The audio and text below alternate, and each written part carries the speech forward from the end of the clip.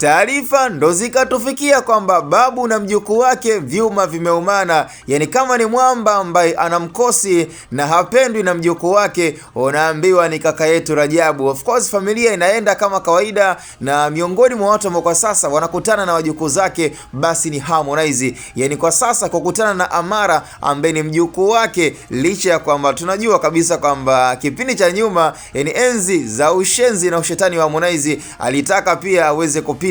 na mtoto wake ambaye kwa sasa inabidi amheshimu, na baada ya kumheshimisha kumletea mjukuu ambaye ni Amara baada ya kuzalishwa na kaka yetu Mario Omari Toto Badi, mtoto wa Geleji. Sasa miongoni mwa taarifa ambayo inaonekana kwamba kwa sasa ni kama inamtrendisha kaka yetu Harmonize ni kwamba mjukuu wake bwana, ni kama katika hizi baadhi ya video calls ambazo amekuwa akionekana anapigiana na mjukuu wake, na hata live streaming ambazo zimekuwa zikionekana kati ya Harmonize na mjukuu wake, ni kama Harmonize anaforce mapenzi kwa mjukuu. Sema mjukuu hampendi babu yake. Miongoni mwa watu pia ambao amekuwa akiwapenda na akiwakubali sana ni bibi yake ambaye ni Kajala, lakini kwa Harmonize ni kama kidogo mwamba amekutwa na gundu, na ndio maana hata ukiangalia live ambazo zimekuwa zikimuonyesha Harmonize na mjukuu wake, unaona kabisa kwamba Harmonize anaforce mapenzi kwa mjukuu. Sema mjukuu bado hajampenda na hajamrecognize vizuri babu yake ambaye inabidi amheshimu